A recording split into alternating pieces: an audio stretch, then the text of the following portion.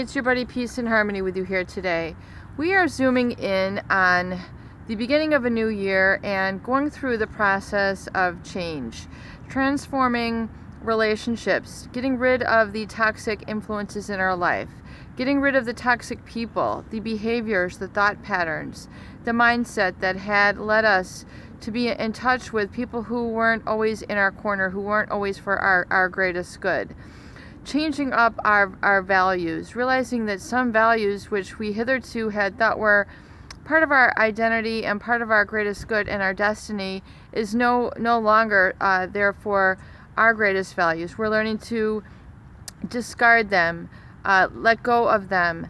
Letting go is a very important process when it comes to reformatting essentially your blueprint or your identity without this individual. And I know it's very difficult to let go of a toxic person because you had felt such an enmeshment, such a closeness, such a uniqueness about this individual. But when you do that, when you are idealizing a manipulative person, you're in essence stating underneath that you are not good enough to stand on your own 2 feet. You don't have what it takes. You aren't where it's at. This person is responsible for your well-being, your happiness, and your fulfillment, which is not true. This is a misunderstanding, and it's a cognitive sort of confusion, I think, that a lot of people get involved in, and that's why it's so difficult to let them go, to move on, because of this confusion, because of this denial, and because of this assessing them as so important to your life that really is not always the case. It doesn't have anything to do with reality, but in the throes of love, it very much feels this way, that you can't get by without them, that you are inextricably bound to them, almost like a religion, that if you don't go and be with them or call them or stay in touch with them, that you're going to sever some sort of productive part of your life or some sort of fundamental part of your being, that you're not going to be able to make it without them, that you're so intertwined. So I want you to realize the empowerment moving forward, that this is in essence a confusion. It is part of this confusion that the narcissist and psychopath will lead you to believe. It is part of the deception is to keep you in that confusion. They will string you along. They will make you feel, through their power of splitting and mind control, gaslighting, cognitive dissonance, that they have a unique power which you do not possess, which you need from them in essence to survive, or to be the person who you are, or to become your greatest version. And that is in essence a lie. They are closing you off to experiencing your energy, your gifts, your talents, and really getting in touch with who you are and what makes you tick, what makes you happy, what makes you fulfilled. And so realizing this, that a lot of this confusion is originated from the shame of you having an authentic voice. So when you realize that this is so important to let that go, and let go of that construct, or that psychological construct that we call in the field of psychology, you're able to use the cognitive tool of reframing. And I'm going to go into this a little bit because I think it really blends in nicely with the recovery journal that we just discussed here on the channel. The tool of cognitive reframing is the ability to see, in essence, the reality where hitherto an illusion was placed before you. So the illusion, the deception, the gaslighting that was all created in the blame shifting, the scapegoating, things of that nature, where you felt less than, things of that nature, unempowered, that you didn't really believe in yourself, that you believed in this person more than in your own abilities. You believed in being a supply to this person rather than being your own person. So this is part of the old blueprint, or part of the old mindset that belongs to the old paradigm of you being a victim. Let's leave that in the past. Let's leave the past where the past is meant to be, and let's open the doors to the future. The future is where your true goodness, your destiny lies. And the trajectory, or the place moving forward, has to be mapped out through goals, vision, and consistent instruction and discipline for yourself. And so rather than being put down, turn it around and realize that it's actually a put up. How do we do this? This is the tool of cognitive reframing. Cognitive reframing is when you're able to look at something from a distance using the ability of the human mind, which is called metacognition, which is the ability to think about what you're thinking about and to assess it. So, for example, the individual is saying, they're trying to trigger you. They're trying to set you off. They're using triangulation. So, and this would be what they're, in essence, a manipulative tool. It's a power tool. It's meant to get under your skin. It's meant to take you off of your goal, off of your focus, away from your destiny, and redirect it back onto them. So we say, all right, very good. I'm now using cognitive reframing to look at the situation. Cognitive reframing is saying, okay, I see that this individual is a manipulative individual. This is not the idealized person whom I thought them to be. So I'm now reframing them in my mind. I'm assigning a different meaning to them, hitherto the old meaning that I was giving to them before. The old meaning, the old role, the old assessment of them was erroneous. It was mistaken, it was out of poor judgment, or let's just say it was based in the innocence or the how else can we say it? The naivete before we had known the being green before encountering this type of person. So hitherto, you thought this person was this great, loving, supportive human being who had your best interests in mind, who was truthfully leading you into the dream of living together, working together, being this, being that for you, etc. But then you realize the truth. You have exposed them. You've seen that they are not this person.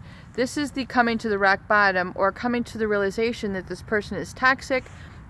They are malevolent, they are malicious, and they are not one for your best interest. So you use the tool of cognitive reframing to say, okay, this is actually the words of a manipulator. These are the words of a victimizer. These are the words of someone who is trying to take me down and distract me. You're able to stop the reaction from occurring. You're able to separate through the use of boundaries, which is not getting sucked in to all that chaos that they hitherto had enticed you and seduced you into, and it's now an emerging beyond through the use of cognitive reframing. Cognitive reframing is when you assign new and accurate meaning to the situation, which is now used as a tool to pry you off in a way from this toxic individual. You are able to think about what's going on and then respond responsibly, respond effectively, and deal with the situation at hand with grace, dignity, and wisdom. And the wisdom comes in knowing how and being prepared to how to handle these types of individuals. Number one, if you have to be with them, then you have to be with them. But I would unequivocally 100% recommend going no contact with these individuals. Some people go gray rock, just trying to act like, they're not really that important. But I think what you don't realize, that's kind of like trying to be an alcoholic and just keep alcohol around just in case. I mean, you're giving yourself the constant feeling that you haven't really gotten over it yet, and the temptation is always there. So you're creating a subconscious stress within yourself, which is not allowing you to be free. In essence, you are still stuck, bound, and tied to this toxic individual. So it is highly recommended that you go no contact, even if this is your flesh and blood, even if this person has, brought you into this world, even if this person has, quote unquote, done a lot for you. You have done a lot for them, but you just can't see it right now. You can't, even realize or validate that, because chances are they probably didn't validate this for you. There we go. Okay, and so now using the tool of cognitive reframing, you're able to see that this individual is manipulative, and you're able to see it for what it is, which is reality, which is you're really enslaving the truth. You're working from the foundation of truth. The truth will set you free. The truth is more powerful than deception any day. I don't care what, retailers have to say or whatever, deceive the masses. It is deception. I always feel that cheaters never win. Honesty is the best policy, yada, yada, yada. You might have your own philosophy, but once you've been victimized by these individuals and you realize much of the curse that they carry, you will not want to play around with them anymore. You won't give them a moment, a speck of time, because you realize the power of their destruction and how insidious it is and how pervasive it is and how important it is for them to destroy you. Why? You can ask all day long. Why? It is how they are. This is how they operate. So when we talk about the use of cognitive reframing, I want you to get a firm handle, a firm grip on how these individuals act through knowledge, through the describing of the traits. So you're able to basically place it where it belongs, which is an understanding that this person is different, this person is not benevolent, this person is malicious, malevolent, and really takes the sort of satisfaction in hurting others or downtrodden others rather than being supportive, uplifting, or even validating. So once you can do this, you realize that this person, you're able to assign the meaning to them that they are toxic. You're able to call it what it is without feeling guilty, without feeling wrong, without feeling shamed. You're able to say, okay, I can now accept this fact, and I'm not going to spend all sorts of years, months, weeks, days, worrying that I've made a wrong decision. A toxic person is a toxic person is a toxic person, and generally these individuals do not change. Their patterns become more rigid and more pronounced with time, which means more severe, more insidious, and more pain, anguish, and struggling for you. Life is difficult enough without having to add additional people in to make it more so. You have enough goals in your years ahead that you want to work on, that you want to devote to, that you want to set your time to, outside of focusing on the aftermath of the troubles and issues of this individual, the chaotic situations that they're putting you through, the having to defend and justify yourself.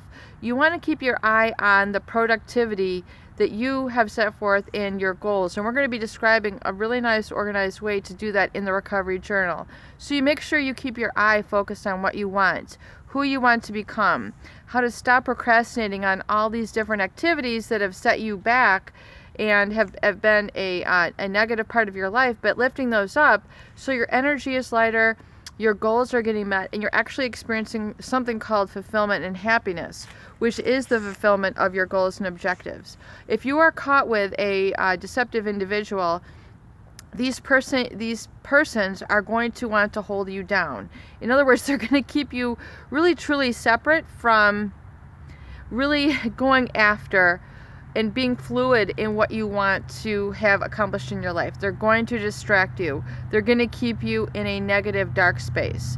And, you can say, curse the, darkness, light a candle. There are individuals who are dark and they don't light a candle. So these are the people who you have to let go and get rid of them ASAP, ASAP, number one, no holds barred, because they are only going to cast darkness, not light, into your life, and it's going to become forever difficult to lift the heaviness that is their negative energy out of your life. So extract them, eliminate them from your life. I know a lot of people have told me, I wish that I could do away with these people. All these sort of, flashbacks and, hideous dreams that start to occur and nightmares, etc. Realize that this is your body trying to purge this monstrosity, malevolent energy from your body, mind, and spirit so you can live in homeostasis and peace and embrace the life that is meant for you. Peace and harmony with you here today. I hope these videos do help. Please share and please subscribe for more great tools, videos, discussion, and support.